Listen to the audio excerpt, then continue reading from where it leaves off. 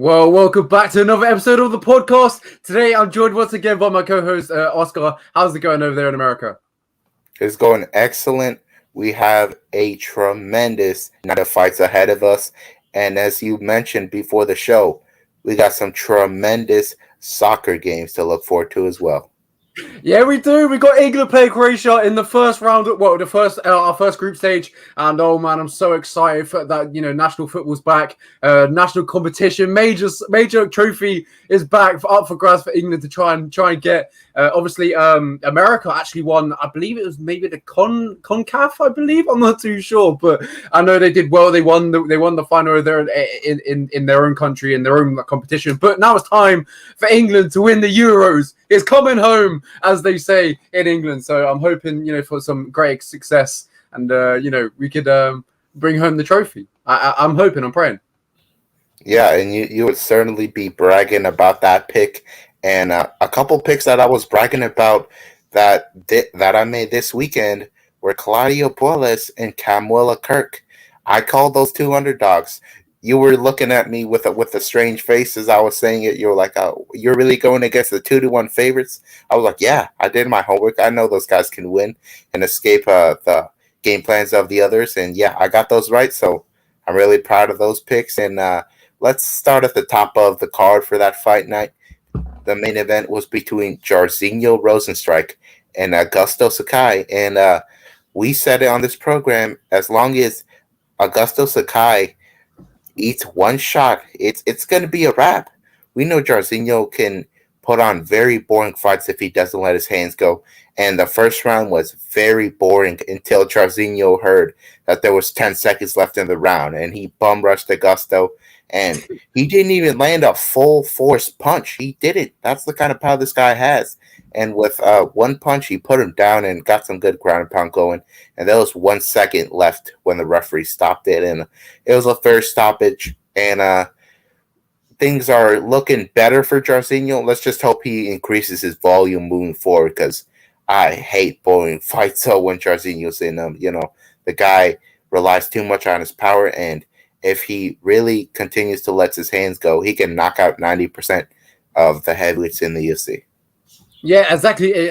You put it perfect, really. If Jairzinho Rozenstruik lets his hands go, all it takes is a shot or a few shots, and his opponent is pretty much out for the count. He's got ridiculous power. We talked about that in the preview, and I believe I got this one correct. I believe did you go with Sakai and I we both went with Rozenstruik, actually. Sorry. Yeah, I actually thought it would take Rozenstruik until the second to get it done. But nonetheless, Rozenstruik, he did what he needed to do. And I think he should fight the winner of the co-main event between Marcin Tybura and Walt Harris. This is exactly how I thought it would go if Marcin Tybura were to win. We both kind of chose it with our hearts here. We were going with Walt Harris. We were thinking he had the power to get it done. But Walt Harris keeps on making the same mistakes over and over again. This guy has really bad cardio. And the second he gets put on the ground, it's like he's a turtle down there. He turtles up, he goes on the fetal position and accepts where he is, and he just the night goes terribly for him. And Marcin Tybura, he's on a roll here. He's on a 5-fight win streak, I believe, and he's looking better than ever. And he's very tough, because I thought Walt Harris had him finished right there in that first round. But yeah, Walt Harris continues to have the same flaws in his game, and it's if you can survive a flare from Walt Harris, the fight is yours, and that's what Marcin Tybura did, and good on him. And I would like to see him fight a top 10 opponent next, probably Jairzinho. Yeah, that's a great fight that you put together there. I'll go for a different route. I was thinking maybe Curtis Blades. I think that one would definitely make sense next. Curtis Blades, coming off that huge loss against, Derek Lewis, the uppercut, the thundercut, should we call it, came out of nowhere and, put the lights out. And I think Jairzinho Rozenstruik, has the ability to beat Curtis Blades, because we've seen him knocked out 3 times in the past. As we mentioned, he's his chin, is not the greatest, but he has that wrestling pedigree. He can definitely, take him down and get that win, but using his wrestling. So I think Joe Rosenstrike versus Curtis Blades next is what I would move towards. But yeah, as you mentioned, the co-main event, man, that Walt Harris, I hate seeing this guy lose because what he's been through in the last year, losing his child, losing his daughter. It's upsetting to see what's going on with him. And as you mentioned, if he survived the flurry, you've pretty much got the win in the bag, and it's upsetting to see this happen. But I'm hoping Walt Harris fixes the mistakes, come back stronger, and you can start to get some win. On the wins back to back. So where would I like to see Walt Harris go next after that? Maybe an intriguing matchup against Tom Aspinall. I think that one, definitely has all the kind of makings to, be a great fight. That's honestly a really bad matchup for Walt Harris because we know Tom Aspinall can fight out of that first round, and I would hate to see Walt Harris in that fight. And we also know Aspinall is a black belt in Brazilian Jiu-Jitsu. Not a good fight for Walt Harris, and that would probably result in a terrible night for Walt Harris, and that's just not what I want to see. I want to see Walt Harris fight an unranked guy, to be honest. I think that should be where they should go next. And really a low-level heavyweight should be next for him, just so we can have that feel-good moment with Walt Harris getting that win finally after all the adversity he's faced. And let's move on here. This fight coming up next, we really have basically nothing to say. Roman Dolidze fought Laureano Staropoli. Did he really fight him, or did he really just hold him? Because that's all he really did. He didn't come with any bad intention to this fight. He just wanted to hold him, get some control time, and walk away with a win after his first professional loss in MMA. There's really nothing to say here. And Michael Bisping and Cruz, they had the most interesting piece of the night that those guys were arguing, should the ref separate them or should Staropoli be good enough to get away from the position. At the end of the day, if you're really not doing anything, you should probably be separated. Not a good fight, and if you want to stick around in the UFC, you better be winning if you're doing that style.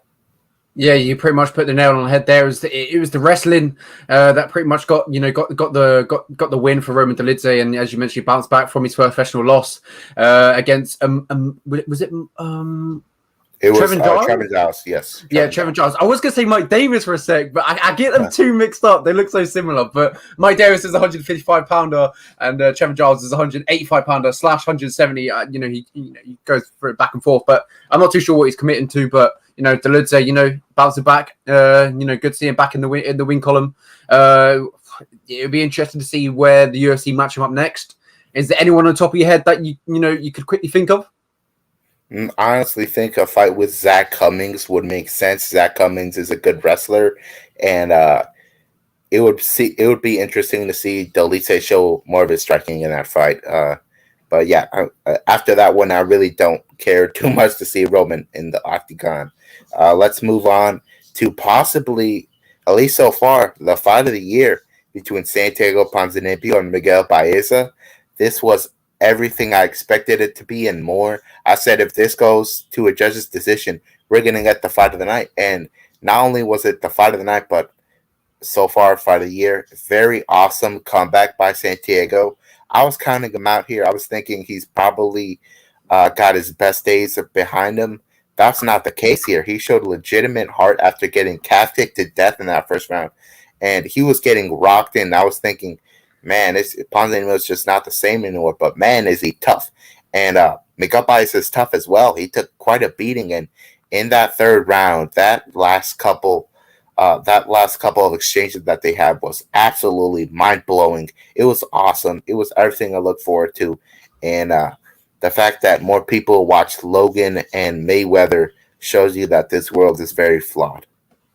Yeah, that's a perfect point. More people watch Floyd Mayweather versus Logan than they watched this fight. This fight, as you mentioned, arguably, fight of the year already, and a fantastic fight. As you mentioned, in the first round, it looked like Baeza, it was a little bit too much for Santiago Ponzinibbio, but Ponzinibbio used his durability, his toughness, pulled the fight back, and got that win. It was a very close fight, great contest. Both men went out there and put their heart on their sleeve, and they really went out for this, and it was a fantastic fight. Credit to Santiago Ponzinibbio to gain that comeback and getting the W. But let's talk about Dusko Toridovic versus Gregory Rodriguez. A fantastic fight. I don't want to move on too quick, but credit to Santiago Ponzinibbio and Baeza, but we're kind of shorting down the episodes. We're trying to get them in all concluding into the same podcast. So we'll keep it moving smoothly. So Gregory Rodriguez versus Dusko Toridovic. What's your thoughts? This right here was not what I expected. I was banking on this fight not going to the judges, and it actually did. I thought both guys didn't have the best of chins heading into the fight, and I was actually quite impressed by Dusko's chin. He got hit with some tremendous shots, and he didn't go down. It was very clear that Gregory was the bigger guy, and his chin did hold up in this fight. Dusko is just young. He needs to improve a little bit, and Gregory was better than I expected him to be on that night. That's really all I got to say, and really shocking that it went to a judge's decision. Yeah, we had some fantastic fights on the card, dating back all the way back to Manuel Filori. Continues to, impress the UFC. She gets another TKO finish over Tabihafa Ricky, should we go for? And then Mason Jones versus Alan Patrick. That was so unfortunate. Would you like to see these guys run it back? Absolutely not. That's a win for Mason Jones in my book. Yeah, as you mentioned there, Mason Jones was pretty much winning the fight until the eventual stoppage of the fight. So maybe, as you mentioned, maybe not running it back would be a smart wise for the UFC. Or if they do want to see an official verdict of a fight, they run it back. But in my opinion, as you mentioned, Mason Jones gets the win. And the one you predicted, Kamala Kirk versus Mark Carney. I bet you had a smile on your face when that was happening. Yeah, I was actually thinking it was not going Kamala's way when it went to the judges. We know Americani got a good amount of control time. I wasn't sure how the judges would score it, but they chose the right guy here. They got my guy Kamala Kirk. I told you the guy's a black belt in Brazilian Jiu-Jitsu. He's not going to get caught in an anaconda choke like a bunch of these guys against Americani. And the striking, we really didn't get to see much of their striking. It really took place on the ground, and it looked like Kirk had a very slight edge there, and he nearly submitted Americani with that armbar in the second. Very, very impressive display of heart there by Americani. Well, you mentioned their striking and grappling in the same sentences, and what happened? There is one fight where it happened they both happened. The aspects of MMA both happened in one fight. And that was Ilir Latifi versus Tanner Boser. That was a split decision. Is that controversial? Do you think the right man got his hand rose? Got his hand. At the end of the day, I'm just happy to see Ilir Latifi get a win at this heavyweight weight class. It's clear he doesn't belong here. He's very undersized for the weight class, but it doesn't matter because that boy can wrestle. He can wrestle with the best of them. And against Derek Lewis, he showed that he can be in the top 5. He can fight for a belt because that's what Derek Lewis is doing. And on the night, I thought he beat Derek Lewis. And did I think that he beat Tanner Boser? No, I don't think he did. Tanner Boser did more damage during the fight. Ilir Latifi, he's making the same mistakes. He's not active when he has these guys down on the floor. And that's what one judge saw, but not two judges.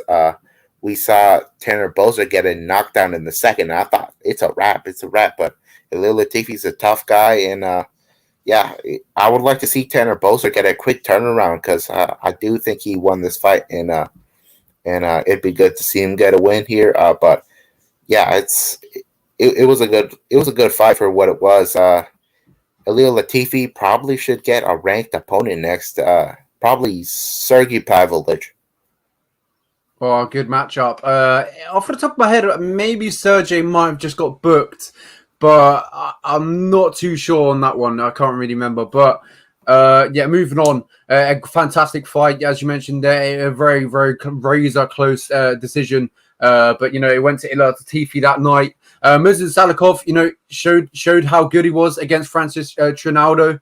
And then I talked about Flori. She got another TKO win. She continues to impress. How far can she go in the division? She's a real prospect.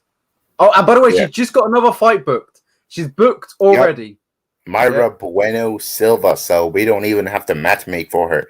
She's an absolute animal, but let's be honest here. She's very unproven in the UFC. She fought Victoria Leonardo, who was fresh off the Contender Series, so she was a newbie in the UFC, and she fought another debutante here who was coming in on short notice, up a weight class, in Tabatha Ricci. So I don't think it's justified to put her in there. I believe Bueno Silva's ranked already. I don't think she's earned that yet. Of course, she's gonna look amazing against the girl who's mainly a grappler, and that's super tiny. This was just a butchering here. This was ugly to watch. I rarely grimace watching fights, but when Menin Farrow got that knockdown and was just smashing her face, oh, that was gnarly. And Menin Farrow's a monster, but we still have yet to see her really tested on the ground. I think Mayra Bueno Silva probably submits her because Bueno Silva is very well rounded, but it's going to be a very intriguing fight, and she always will make it a very violent fight. Yeah, as you mentioned there, she hasn't been tested yet inside the UFC, and submissions and have not been tested. But next fight, she's definitely going to be tested, and this is where we get to see if she's the real deal. She's looking like a good prospect at the moment, but you said she's not really been challenged with her opponents. But she's going to be challenged next, and it's going to see how she holds up. Sean Woodson versus Yusuf Zalal now into a split decision. I talked to Sean Woodson. That should be coming out in the next few days. He gave his verdict on the scorecard, and he actually agreed. A little bit of a exclusive from the interview. He actually agreed with the scorecard. He said, yeah, maybe he did win the fight, but I thought I won the fight. So he kind of he agreed that one judge gave Zalal the fight. So that was interesting to see. Who did you give the fight? Yeah, in the moment, I thought Zalal had enough control time, but when you look at the stats, it's really in the direction of Woodson. He was just busier. Zalal was content with getting control time, and Woodson wasn't. He was being very active even when he was being held. So, yeah, it really depends on what you prefer, control time or volume, and I think Woodson had the volume, so I'll give it to him. And obviously, the first fight of the evening, Claudio Puelles beat Jordan the Monkey. Was it the Monkey King or was it Jordan Levitt? So so he had a stiff test, didn't pass. But who also has another stiff test in front of him? A rematch, UFC 262 Adesanya versus Vettori. Vettori has a big night in front of him. He believed he won the first fight, and he's got another shot at beating Adesanya. And what's your thoughts? Does he beat Adesanya, or does Adesanya remain champion on Saturday night? I believe a lot of fans are experiencing recency bias. It happens all the time. We see an undefeated fighter lose, and now they want to count them out. I'm not going to count out Stylebender. I remember just how good he looked against Robert Whittaker and Paulo Costa. This right here will be a tremendous showcase of his striking abilities against Marvin Vettori, who's very mechanical with his striking. He's not technical. It's really not impressive to me when you're getting outstruck by Jack Hermanson in some rounds. We saw like a record amount of significant strikes landed in the Jack Hermanson fight, and it was on the feet. If Jack Hermanson's landing some ground and pound on you, all right then, but on the feet, Jack Hermanson is landing a ton of strikes on you. I really think Adesanya can 100% get at least a knockdown against Marvin. Marvin got tagged bad against Kevin Holland. A lot of people don't know that. He did a good job of covering it up, but he got tagged. And whenever he was on the feet, he was getting hit with some good shots. And if you didn't know, Adesanya has way better takedown defense than Kevin Holland did. And a lot of people just think Marvin Vettori can do what Jan Blachowicz did, but you got to remember, Jan Blachowicz is a bigger guy. And also, at the end of the day, Marvin Vettori, he is getting better, but I don't even think he deserves this title shot. He beat Kevin Holland like 2 weeks after Kevin Holland showed us that the guy didn't belong at the top. So I don't know why. Well, actually, I know why Robert Whitaker couldn't take the fight on that short notice. That's why we're seeing this fight. But this is going to be a really good performance for Adesanya, and he's going to remind people just how good he is. And he's going to recognize that in the first fight, he made some errors, but we've seen ridiculous improvements from Adesanya, especially on the grappling side. We were thinking maybe Brad Tavares can take him down and do what Vittori did in that third round. That didn't happen. And Vittori did not do any damage when it was on the ground last time. So a lot of judges don't really respect the control time that much anymore. And that's probably going to give the victory to Adesanya by unanimous decision.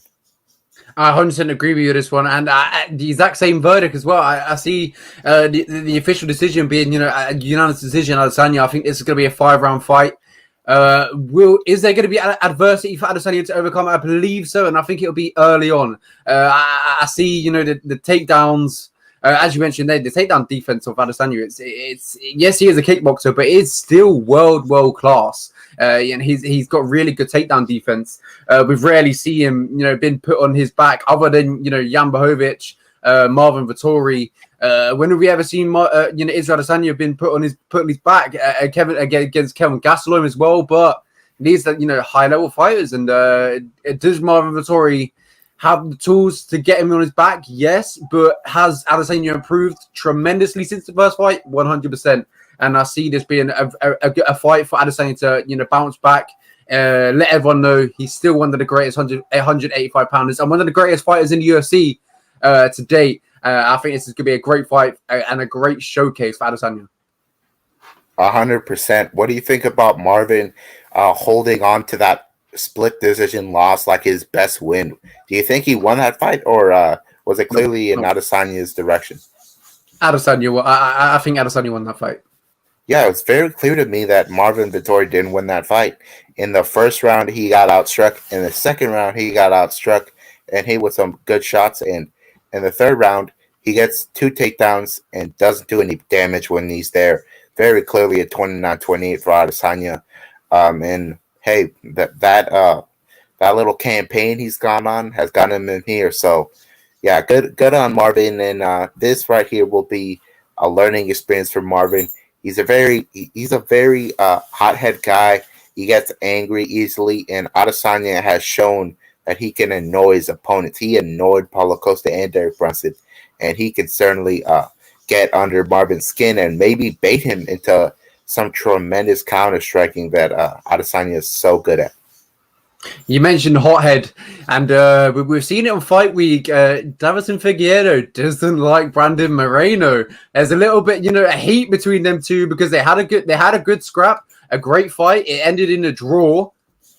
How do you see this second fight going? In my opinion, I see this going Figueiredo's way. I think we're going to see a much improved Figueiredo. I think he's going to fix the mistakes, and he's going to make no doubt in UFC fans' mind that he is the best 125 pounder in the world. I think this is going to be an absolute insane fight, but I see Figueiredo getting the stoppage. Yeah, this is my favorite fight of the night. This is going to be the fight of the night bonus fight. This is going to be awesome. We knew it was going to be somewhat competitive last time, but not that competitive. We knew Figueiredo had the power edge, and Brandon Moreno had been submitted before.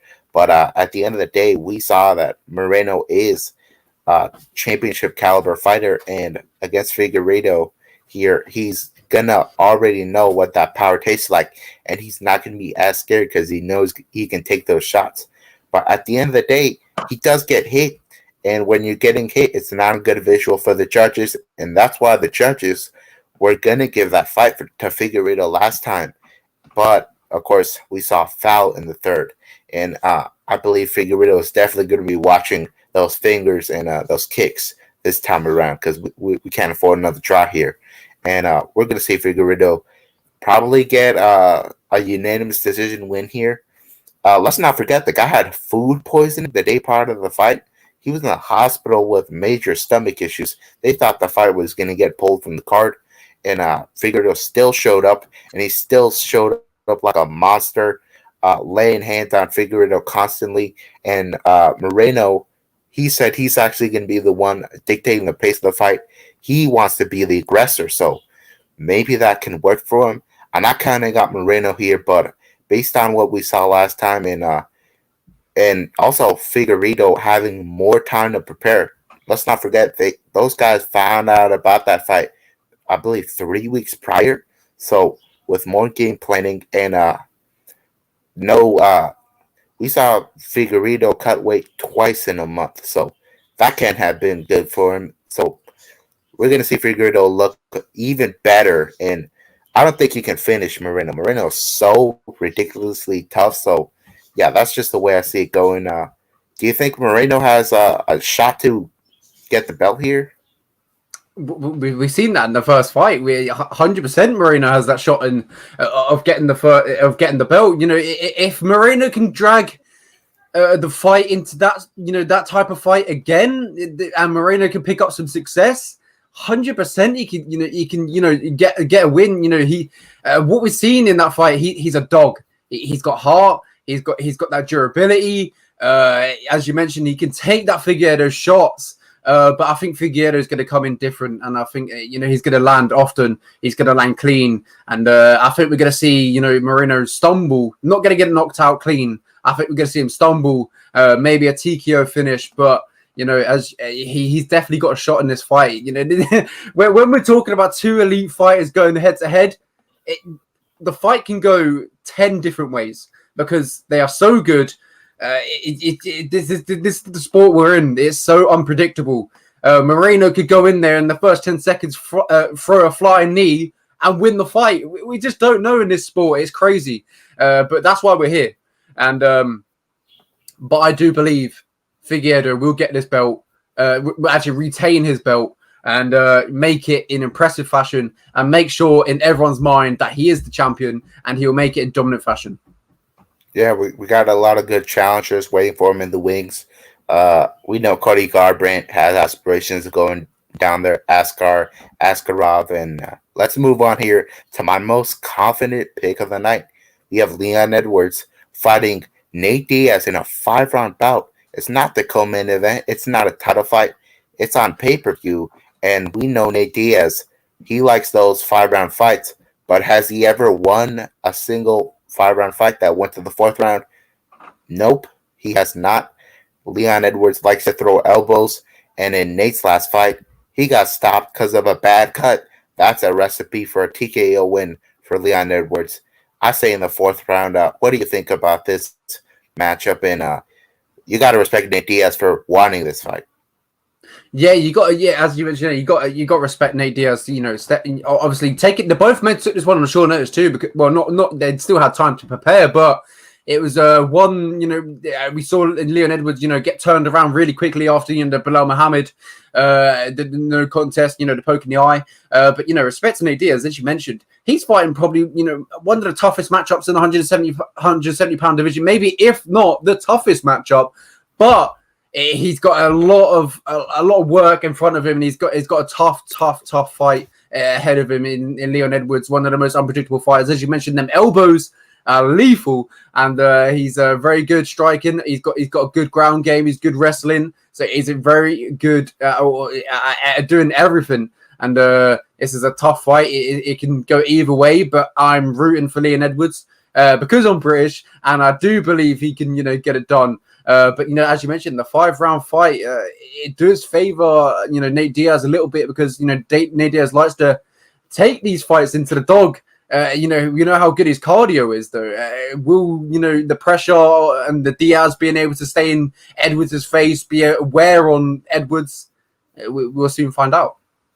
I disagree with two things you just said. You just said that Nate Diaz does well in 5-round fights. No, he doesn't. It's just a longer amount of time, a bigger opportunity for his opponent to finish him. Nate Diaz takes a beating in every fight. He got annihilated by Jorge Masvidal, and I believe Masvidal and Edwards, they have slightly similar styles, and Leon Edwards looked a little more explosive in his last fight against Bilal Muhammad. He clearly won the first round and rocked him with a head kick.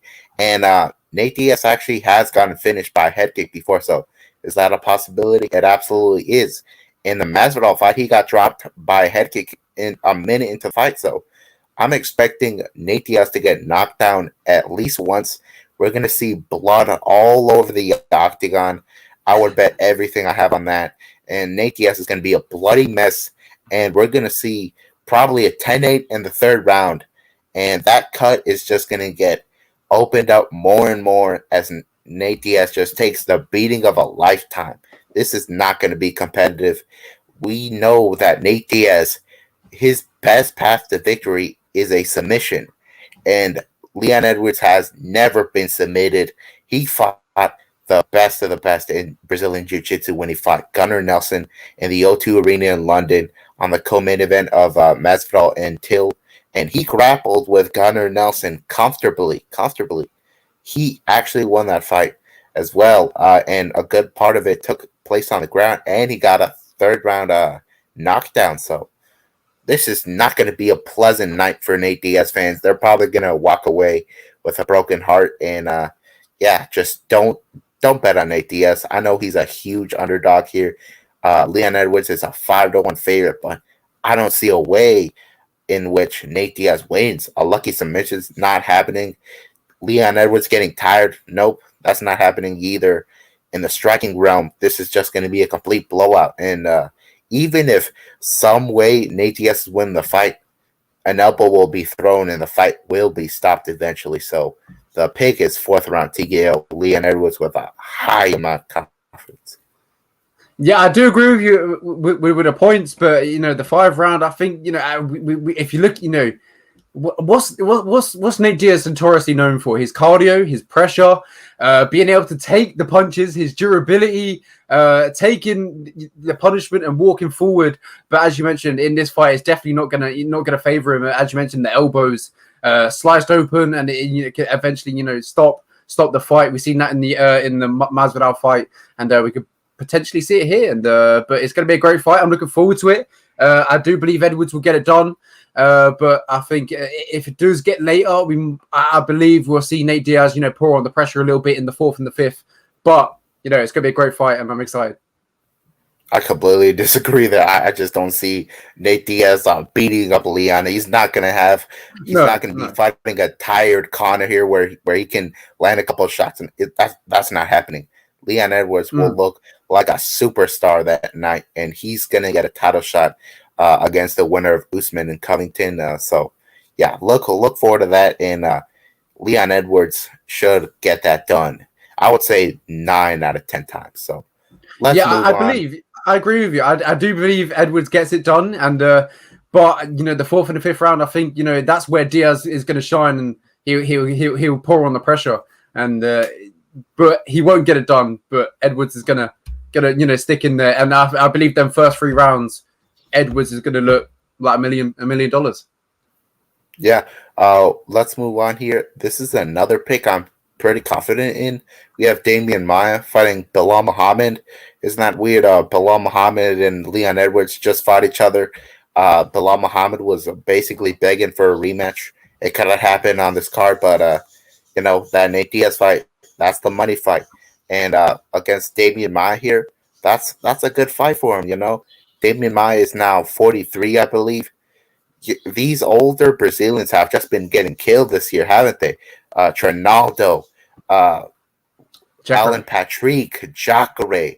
They've just been getting smoked as of late. And this is going to be he's not going to get smoked, but he's going to get overwhelmed here by Balla Muhammad's pressure.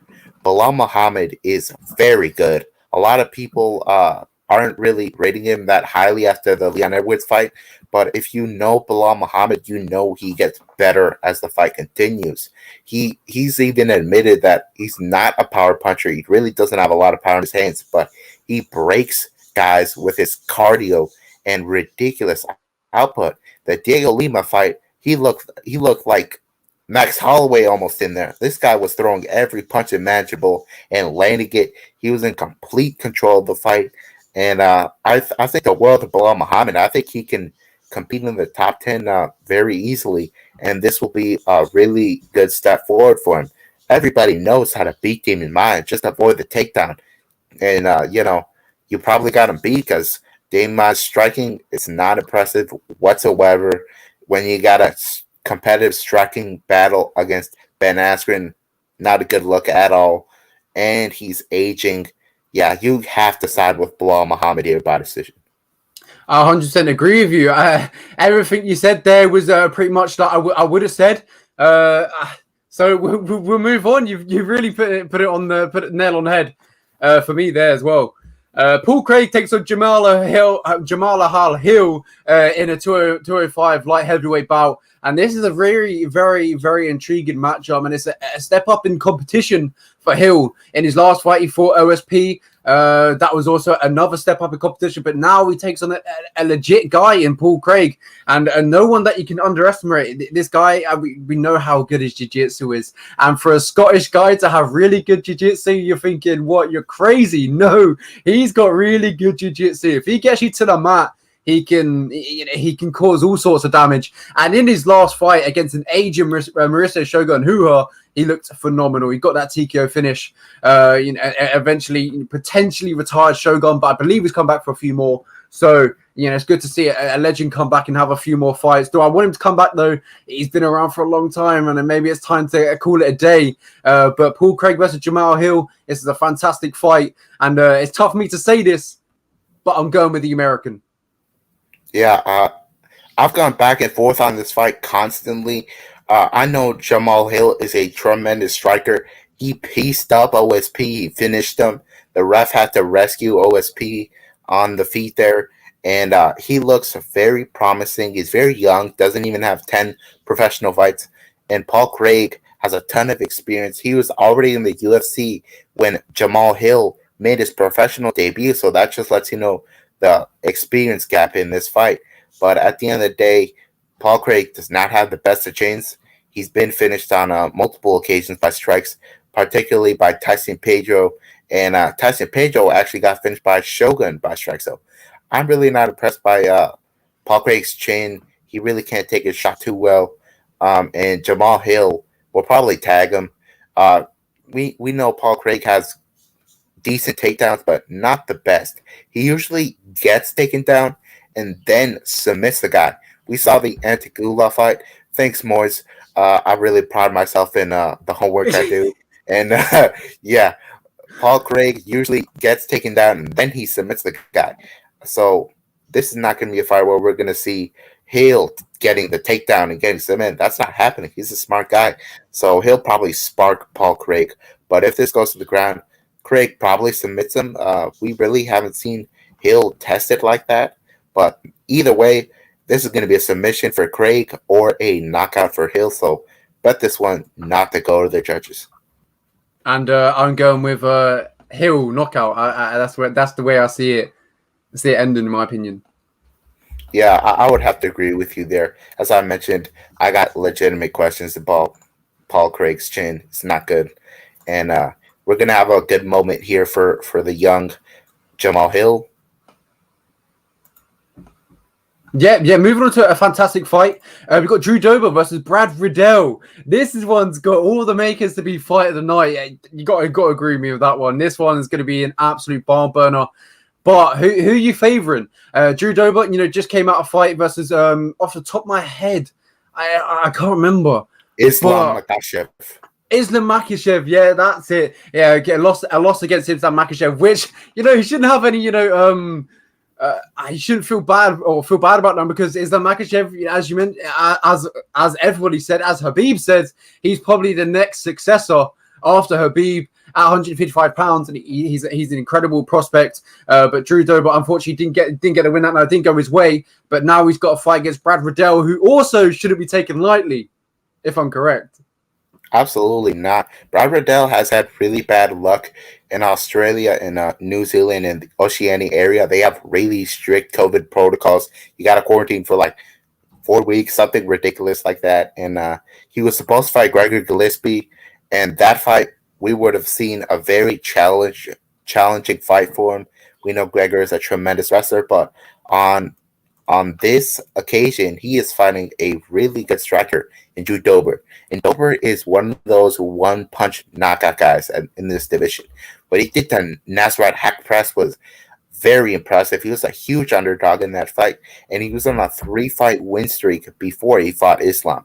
And the Islam fight, I really can't take anything away from him because, to be honest, I probably think Islam does that to, I would say, 95% of this division. The guy's a beast, and Riddell will not be able to do that to him. Obviously, Riddell prefers to strike, and this is going to be a fun striking battle, and Doba actually says he wants the fight of the night bonus here, so he's going to leave himself open to be hit.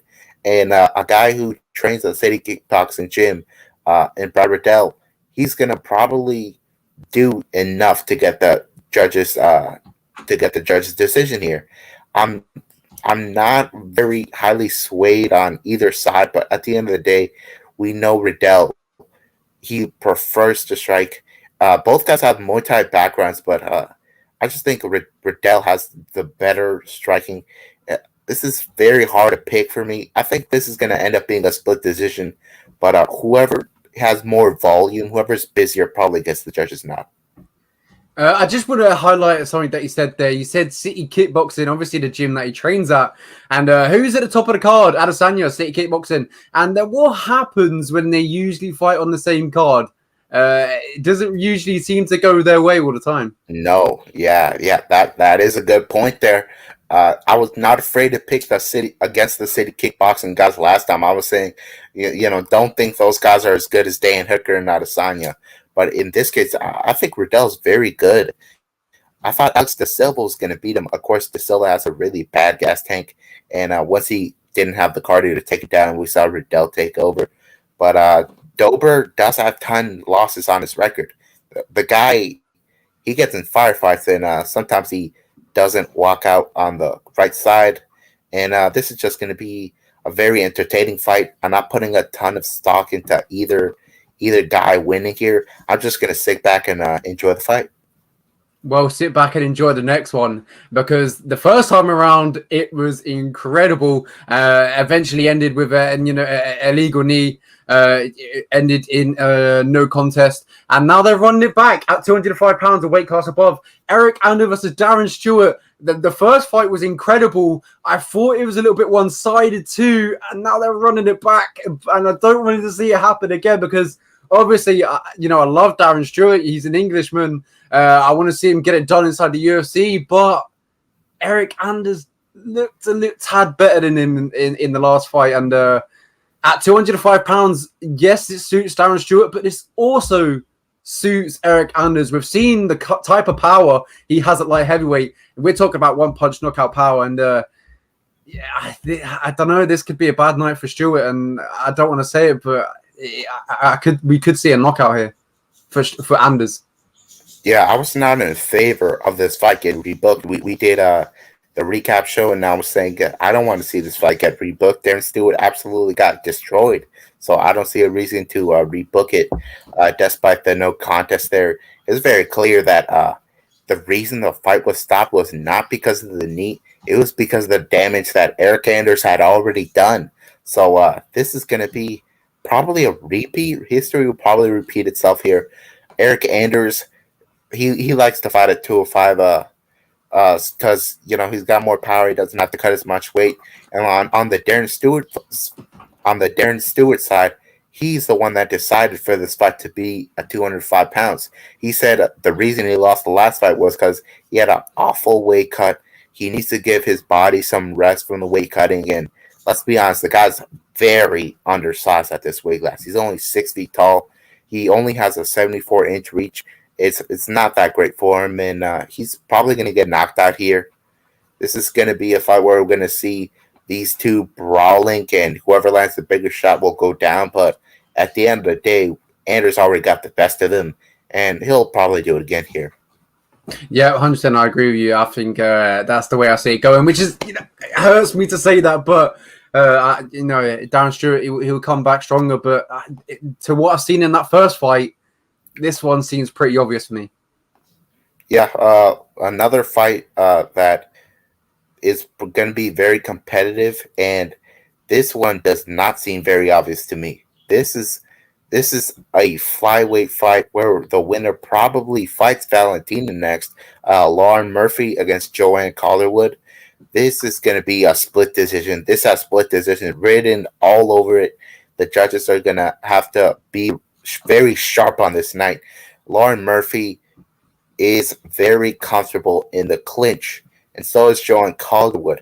But at the end of the day, Lauren Murphy, she started a career at featherweight, and Joanne Calderwood was just at strawweight. So we're going to see a very clear size advantage for Lauren Murphy. Lauren Murphy has shown an improvement on a fight-to-fight basis in her last fight. She got her first submission win, and she could do it against Joanne Calderwood as well.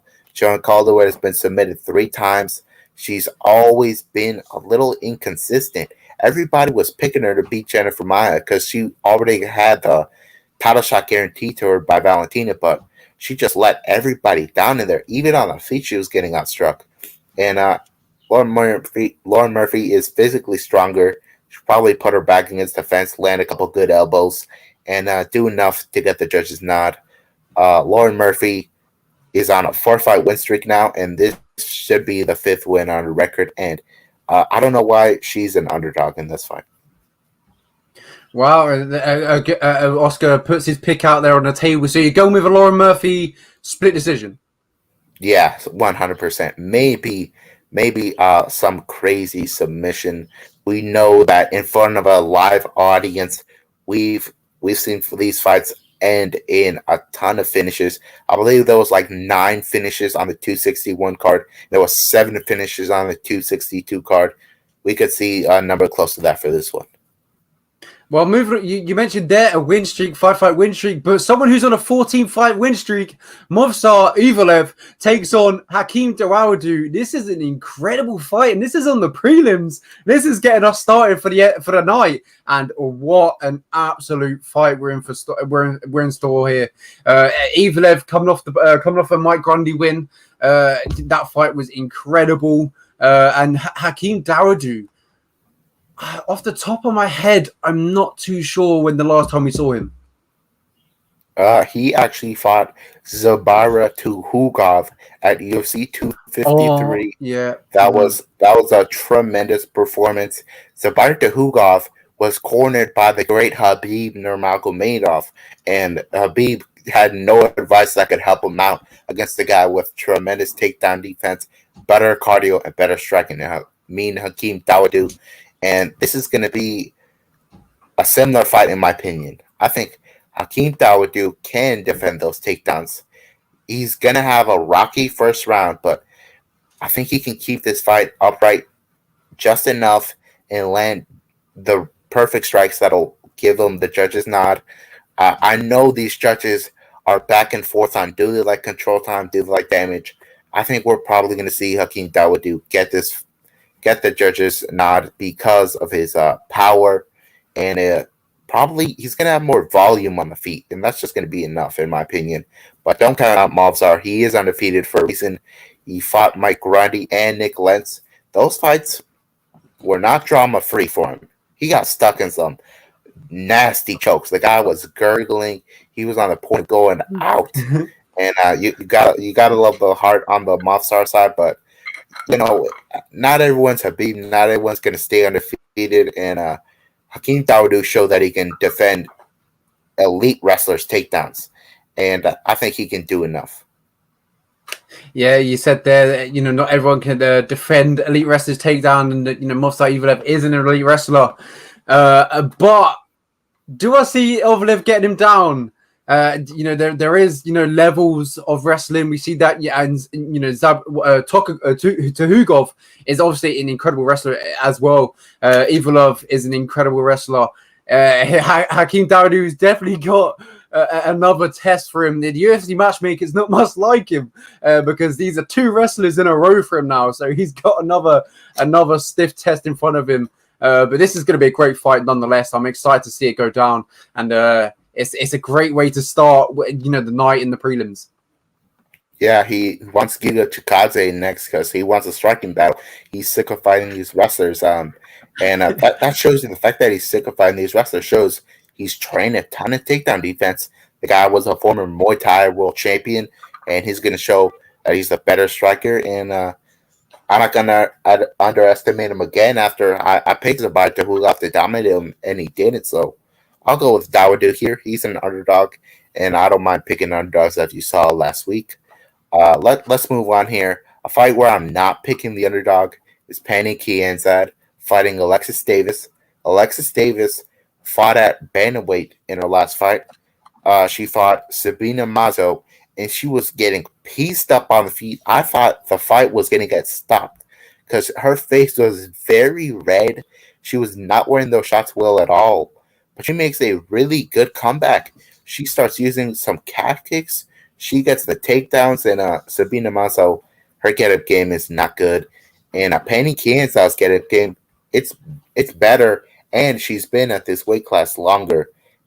And she beat Sajar Eubanks, who I believe probably has better top control, I would say. And if she can get through those fights, I think she probably can get a unanimous decision in this fight. Pannie Kianzad, she's on a roll here, and I think this is going to be a fight where she lets Alexis Davis know that she's getting older. She probably doesn't belong in this division, and this is a fight where Alexis Davis is going to be reminded that hey, you're not a real bantamweight, and maybe it might be time to hang it up if you're not going to be able to compete with the cream of the crop, because she was once on a 3-fight skid at flyweight, so not a good look, especially looking older. 100%. I agree with that pick. I see Pannie Kianzad getting the win, unanimous decision. But yeah, we got 4 fights left on the card. We're about just over 52 minutes into the episode, so we'll quickly pick these, and then we'll call it a day. Yeah, certainly. We'll just fire these off. The next fight is Matt Frevola against Terrence McKinney. What's your pick for this fight? I'm going to go Matt Frevola. Terrence McKinney, takes this one on short notice. And off the top of my head, I'm not too sure how many days it was. And like that's primarily a week. Yeah, so that's primarily the reason I'm going with Matt Frevola. I think, the short notice fight, yes, we can see standouts happen at short notice. But most of the time, if you're taking a fight on short notice, it tends to go to the other fighter. So I'm going to go with Matt Frevola in this fight, and I think maybe a decision. Yeah, Terrence McKinney is a true finisher. Most of his wins are first-round finishes. The guy's a quick starter. Matt Frevola has had tough first rounds in the past. The guy's very tough. He can take a shot, and I think he can take McKinney's best shots and win the next couple of rounds and get an unanimous decision. But this should be a fun fight. But I'm not counting out McKinney here. He's got a ton of power, and he lost to Sean Woodson on the Contender Series. He also got subbed by Derek Minner. I don't think he's going to get finished here, but Frevola, he'll fight anybody. He showed that last time when he fought Arman Sarukian. So Matt Frevola should use his wrestling here and win by unanimous decision. Yeah, you mentioned that he fought Arman Sarukian on a day's notice. It was crazy. The guy's got heart, and I think he gets this one done. But Steven Peterson versus Chase Hooper. I'm going with Chase Hooper. I'm going to go submission. I completely disagree. Chase Hooper looks just unbelievably bad on the feet every time out. The commentators can't help but say maybe this kid shouldn't be in the UFC. His striking looks atrocious. He's very underdeveloped. It's crazy that this kid ended up in the UFC. Let's be honest, the only reason he's still around is because Dana saw that he has star potential, because 8 million people saw his fight on the Contender Series. But at the end of the day, he's fighting a guy named Steven Peterson who's got good jiu-jitsu, and he can get up off his back if necessary. And he's very aggressive. He wants to finish the fight. And Chase Hooper says that might play into his game. He might be able to get a submission here, but Peterson's actually never been submitted. And if this stays off feet, we're going to see Peterson absolutely batter him. And my pick is a 3rd round TKO for Steven Peterson. One of the only few that we've gone back and forth with, and it was this one. But the next one, who do you have with that one? This is an intriguing fight at lightweight. This is probably not going to go to the judges. For us, Zian, he got, in my opinion, a robbery against Shane Malarkey in his last win. And Luigi Vendramini, he came down from welterweight. That welterweight fight he had against Alicio Zaleski dos Santos, that's not his weight class. But he still got Alicio Zaleski dos Santos' back. That guy's a BJJ black belt. This guy's Italian and Brazilian. He's got good striking and good grappling. And I think Ziem's probably going to struggle here. Ziem is really huge. I just saw a picture of him standing next to Kevin Lee, and he was kind of dwarfing him. So that could be an issue here for Vendramini, who is, let me make this calculation, 4 inches shorter. He's got a 2-inch reach at disadvantage, but once this hits the ground, I think Vendramini can get some good ground and pound going and get a rear naked choke in the second round. Yeah, a great pick. But moving on to the first fight of the evening, and probably my most confident pick, and I'm going with Carlos Felipe. My God, I completely agree with you. This fight is just between two. It's just, let's be honest. This is a fight between two fat heavyweights. Carlos Felipe is always in a fat heavyweight fight. They're very sloppy. They're fun to watch, and Felipe, he's a fun fighter, And Jake Collier fights are not fun to watch, especially these days. The guy had a huge layoff. He was once a middleweight. Now he's a heavyweight. He says he gained a ton of weight during the pandemic. He didn't have access to the gyms, but he's still out of shape, man. And to see a professional athlete that out of shape and to fall from grace like that, it's not good. And I'm seeing some people picking this guy. Felipe was a bigger favorite when the week started. Now he's not that huge of a favorite, it's really shocking. Jake Collier is not that good. Well, he's got decent kickboxing, but he was Carlos Felipe just fought Justin Tafa, and that guy has much better kickboxing. So this is going to be a very dominant win for Felipe, and he was able to drop Tafa with a second round body shot, and I don't think Collier gets up from that. He's not a true heavyweight, and he'll be reminded of that here when he gets absolutely blasted by Carlos Felipe. Yeah, and if you look at his last few fights as well, Collier, as you mentioned, not looking good. He lost against Tom Aspinall, and the most recent one, was that Tom Aspinall? No, it was Jean Bellante. That is not a quality win at all. Jean Bellante is another one of these fat heavyweights. This guy clearly belongs to a light heavyweight. Even at light heavyweight, he wasn't a high-level fighter. This guy doesn't have the prettiest record there is, and he has a terrible gas tank. Jay Collier doesn't have a great gas tank either, but he just had the slightly better gas tank. And, this is not going to be – if you're a Jay Collier fan, I don't know if there's any out there, you're going to have a frown on your face when the fight ends. Well, yeah, that's pretty much the way I would put it. And this really wraps up the episode. 58 minutes and 30 seconds we have been live on air. It's been a pleasure to be joined by you, Oscar. Is there any last words that you'd like to say before we go? Yeah, I'll actually be adding timestamps to this episode and be on the lookout for the Sean Woodson interview. Yeah, that will be coming up right after this if you're listening on audio. So thank you for tuning in, and we'll see you next week, Thursday, 8 p.m. UK time. And I'm not too sure what that is the UK American time, but 8 p.m. UK time. So make sure you tune in next week, Thursday, 8 p.m. See you next week. Thank you very much for listening. And for the audio listeners, here is Sean Woodson talking about his recent fight against